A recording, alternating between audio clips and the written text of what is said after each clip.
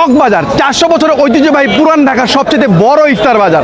আর এই ইফতার বাজারে পাওয়া যায় অনেক রকমের ইফতার আইটেম, লাইক বড় বাপের পোলায় খায়, বছর আগের ঐতিহ্য চকবাজারের ছেড়া বড় বাপের পোলায় খায় আর টঙ্গায় বইরা বইরা লয়ে যায়। এছাড়াও আছে শিক্ষিত খাসি থেকে শুরু করে সুইমিং পুলে সাঁতার কাটা হাঁসের মাংস, কাবাব থেকে শুরু করে বিভিন্ন রকমের ভাজা পোড়া, মাঠা থেকে শুরু করে মহব্বতের শরবত, কি নেই এখানে। গরম গরম শাহী জিলাপি লন, গরম গরম ঘিয়ে ভাজা শাহী জিলাপি লন। যেদিকে বড় ভাই কাবাব খাচ্ছি করে যেদিকে আইয়ে রোজদারও এই সে ঢাকাই যাচ্ছে আমার বস কাবাব, এই নিজে বানায় নিজে বেছে, মায়ের বানায় পড়তে পারছে তা না, এটাই অরিজিনাল ঢাকাই যাচ্ছে আমার বস কাবাব।